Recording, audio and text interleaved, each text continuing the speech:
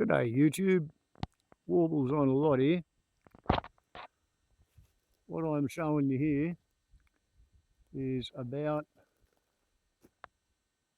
maybe 6 years worth of epicormal regrowth. Maybe it's only 4. See the lopped off trunk. Now the top of that died in the drought, and the branches that are sticking out the side like this, that's what they call epicormal regrowth.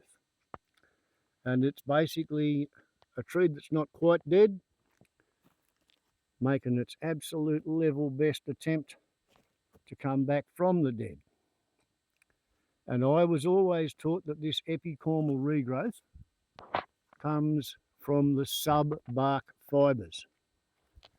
That was the story, as it was told to me. And this is how your eucalyptus tree suddenly, amazingly, mysteriously regenerates. By just poking brand new branches out the side of an old, otherwise very dead looking tree. As these spent a couple of years looking as if they were very dead, but no, they're not, they're coming back. See that bright green backlit new leaves growing on that old, dead, tired looking, poor old, long, dead, desiccated. Now that one, it's died and been epicormal regrowth past. Ooh, look at this, we're going out onto the neighbour's place. Dead. Long dead. Here, remains of a previous inner core which has been overgrown by epicormal regrowth on the previous occasion. This here, you can see the junction where a brand new skin of living tissue has grown over the top of a dead tree. So this thing has died and come back and died and come back multiple times. And here it is coming back again, epicormal regrowth. And I was always told that epicormal regrowth starts in the sub-bark fibres. And the story is, it doesn't matter how old or how catastrophic the damage is, a eucalyptus tree is just going to keep on keeping on and attempt to not die. Look at this. This trunk has died. Epicormal regrowth's come up around it. It's been broken off. There's almost no trace. Oh yeah, there it is there. Of what broke off here. This is all grown up around it in my time, and then it all died off in the drought. And then the tree decided it didn't want to be dead because of the drought. So it came back. Okay. Epicormal regrowth. And I thought I knew a thing or two. However, recently, after the tree surgery, as I was shifting out all the dead branches and hollow and rotten wood, 5.8 tonnes in total I've picked up and shifted, keeping the firewood here because I've got a fire, daughter's got a fire, son's got a fire. We can use all of this firewood. Epicormal regrowth. Absolutely marvellous stuff. Great strategy. Now, because I'm a curious sort of a person, I wondered how old this box tree was before it died. And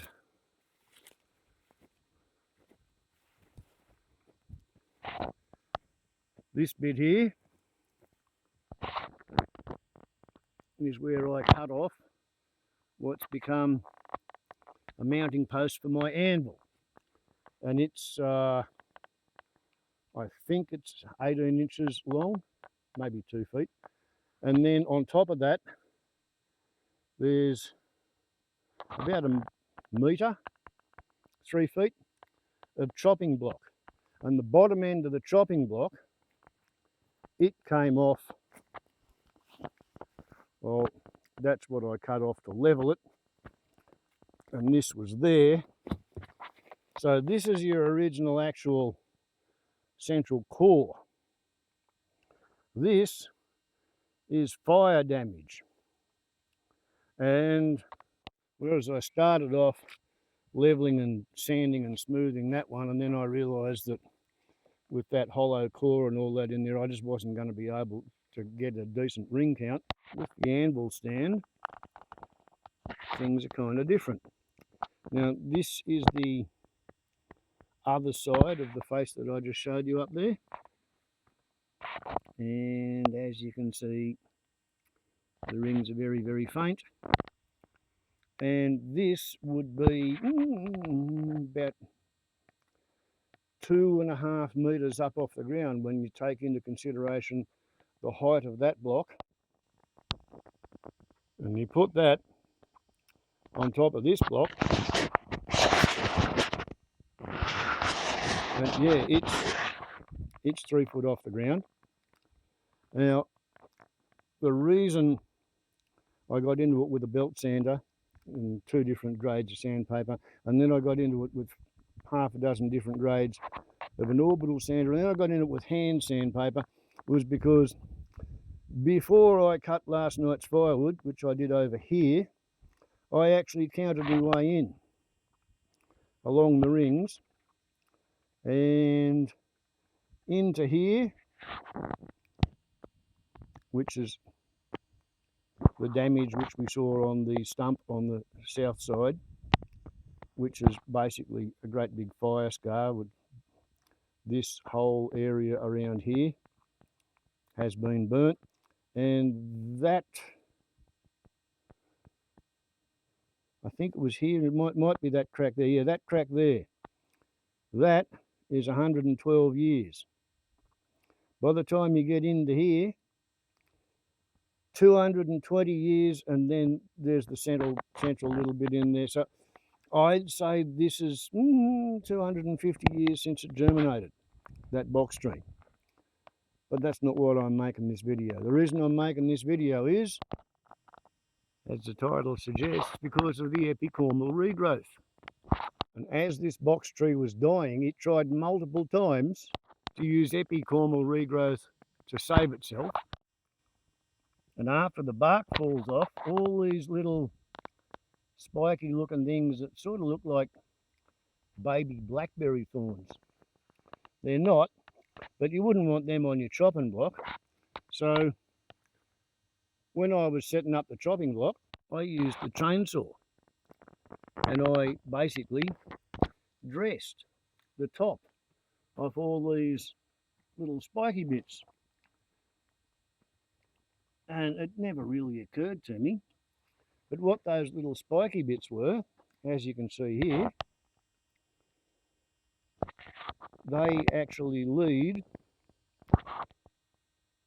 to a disturbance in the rings, which goes all the way, and it crosses right through the burn scar, and it goes all the way in to the centre of the core of the original burn scar.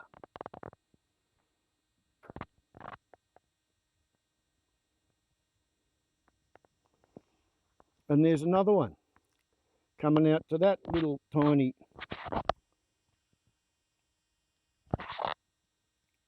that there, which the chainsaw has cut through, and then I have sanded through.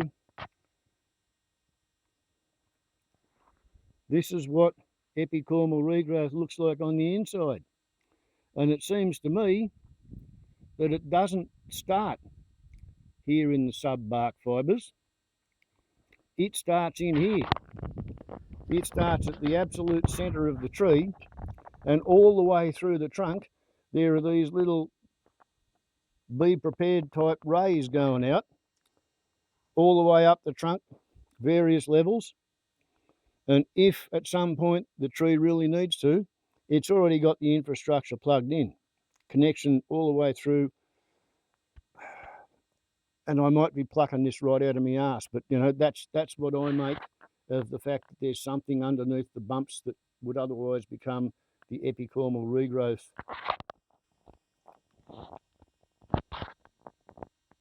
which I used to call radial regrowth when I didn't know what I was talking about. And I thought it was okay to try and dream up my own descriptive label of what I thought I was looking at. And it grows radially out from the trunk, so I called it radial regrowth. And behold, underneath the epicormal regrowth there are radial rays that come out from the centre of where the sapling used to be, in the very heart of the long dead tree, which pretty much germinated sometime in the 10 or 30 years before 1812. 2024 now.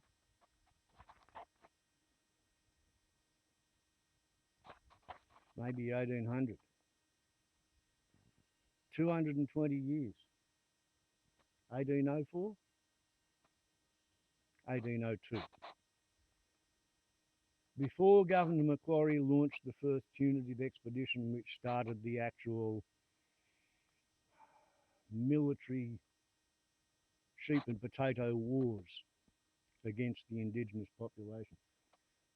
This tree that I'm using for a chopping block and an anvil stand and firewood is older than white colonisation of Australia.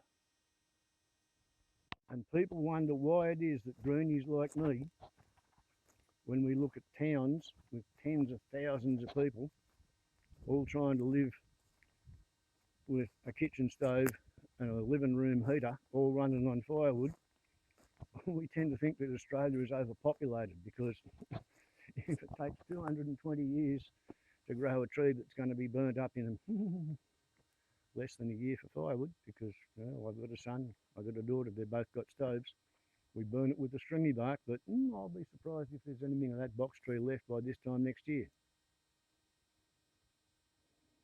Australia is overpopulated. Bad as it is to say it, but the rednecks who say fuck off, we're full, they're not actually wrong. They do have a point. So did the Aborigines in 1788.